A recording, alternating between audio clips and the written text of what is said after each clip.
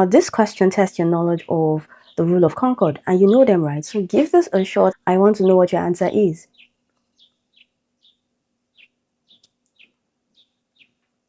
Now, expressions like as well as, together with, in addition to, accompanied by, along with, besides, including, these expressions introduce a noun or a noun phrase, and these noun or noun phrases cannot determine the verb. So the verb must agree with the first subject, that is the subject before the expression. And the expression here is what? As well as. So the noun before as well as is what? The coach. So the coach determines the verb.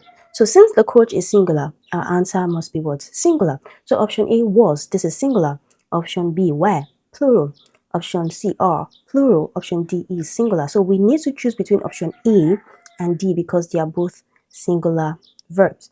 Now let's take a look at the sentence to determine the tense. Okay, so the coach as well as the players dash given fantastic gifts last month. So this is clearly past tense because of the word last month or the phrase last month. Okay, and we can see the participle given.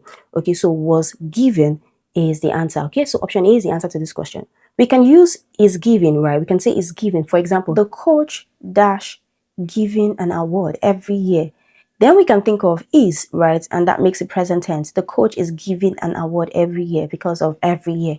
Okay, so but clearly this is was because we can say last month. Okay, final answer to this question is option A. So this question tests your knowledge of word stress. So take a shot at this and let me know what your answer is.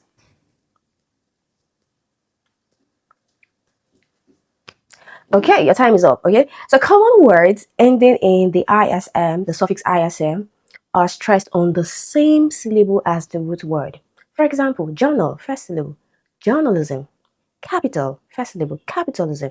Organ, organism. Fatal, fatalism. Nation, nationalism. Okay, let's move to second syllable. Expression, second syllable, expressionism. Material, materialism. Imperial, imperialism. Fundamental, third syllable, fundamentalism, third syllable. Okay. So the root word method is often used with words ending in ISM, but there are exceptions. Okay, and this word is an exception, and that's why the safest is to be open to learning new words. You need to learn new words. You can learn the methods, you can learn the rules, but learn new words and use them, because it is when you use them you become familiar with them. And trust me, your examiners, they know the rules, they know the methods, and they will present the exceptions to you, and you need to be ready for that. Okay, so let's go back to the question. So the root word here is Catholic. Okay, Catholic, stress on the first syllable. But with ISM, it becomes Catholicism. Catholicism. Okay, so it's stressed on the second syllable. Okay, there are more examples. We have colony, stressed on the first syllable. Colonial, second syllable. Colonialism, second syllable. Okay, we have exist, second syllable. Existentialism, third syllable. Okay, environment, second syllable. Environmentalism, okay, fourth syllable, right? So you need to learn these exceptions. Okay, now one last trick I'm going to give to you. Syllables with the schwa sound, the schwa sound here, they are not stressed. They don't carry the primary stress. Okay, now the word Catholic, right, we have the k and the ah sound, so it is stressed on the first syllable. But with Catholicism, the letter A changes to the schwa sound, and that's why the stress shifts to the second syllable. Okay, so words with the schwa sound, syllables with the schwa sounds rather, do not carry primary stress. It's the same with colony. So colony, we have k and the o sound. Okay, but with colonialism, it becomes co. Letter O becomes and so we have colonialism. Okay, so final answer to this question is option A, Catholicism. Okay, option A is your final answer. Okay, I know you know this one, so give this a try. Let me know what your answer is in 5 seconds.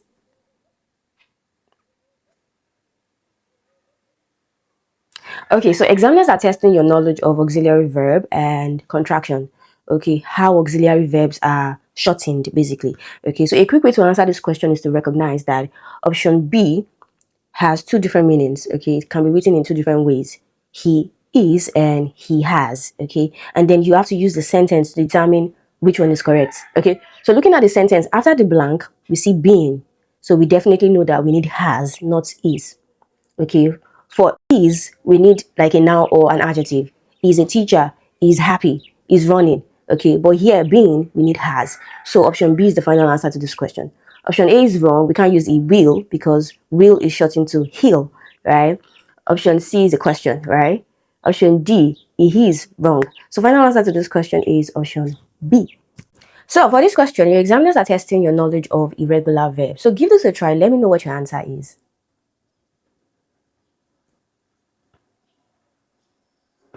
Now, you need to know that the word hang has two different meanings, okay? It has two possible meanings, and each of them has its own past and past participle. Okay, so the first meaning is to execute, right? The one that involves death, right? So the past tense is hanged. The past participle is hanged as well. Now, the second meaning is to attach, when you attach an object to a wall, for example. Now, the past tense is hung. The past participle is also hung, right? So you need to look at the sentence and determine which one we need, right? So I have already dashed the picture on the sitting room wall, okay? So we need the word that means to attach.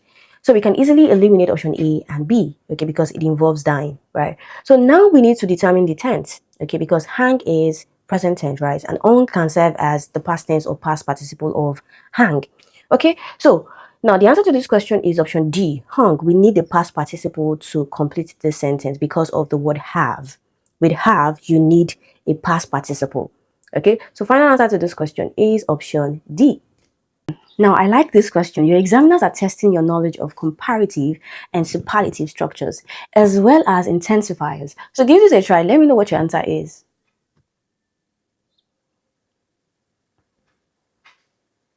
Now, the word is troublesome, and troublesome is an adjective. Okay, so positive is troublesome, comparative is what? More troublesome. We don't say troublesome, all right, good.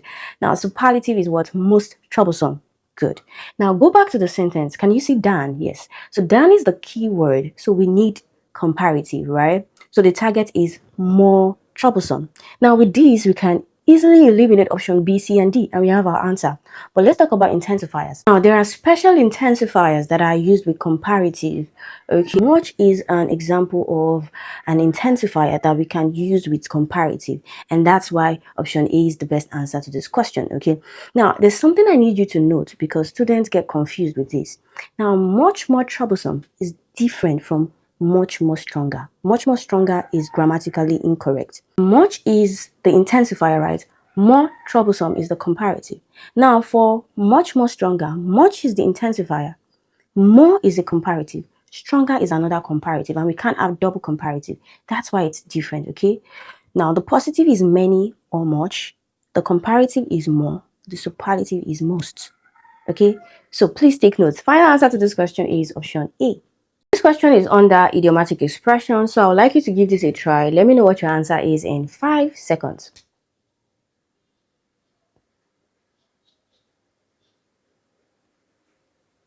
Now, under the hammer means sold, okay? And of course, you can't interpret idioms by looking at the individual words, right?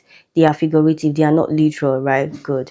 Now, the origin of under the hammer makes it easy for us to remember, okay? So it originated from auctioning. Now, when auctioning, an auctioneer uses a small hammer to tell us that, oh, the bidding has ended. Okay, it is also used by a judge in court. Okay, so it means sold. Okay, the building went under the hammer for 50 million naira. Okay, it means sold. So final answer to this question is option D. Now this question is under reported speech, so give this a shot in 7 seconds. Let me know what your answer is.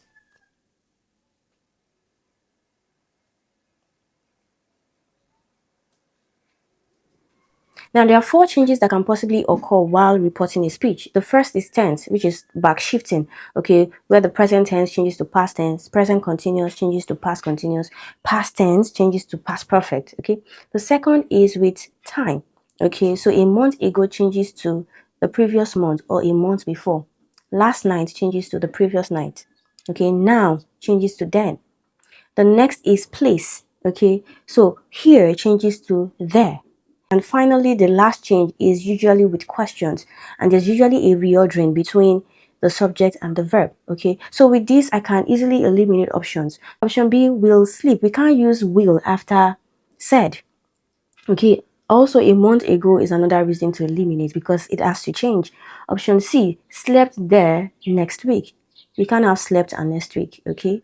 Okay, good. So option D, had slept there a month before. This is the answer to this question, okay? And we can figure out that the direct speech is I slept here a month ago. So slept changes to had slept, here changes to there, and a month ago changes to what? A month before or previous month. Okay, so final answer to this question is option D.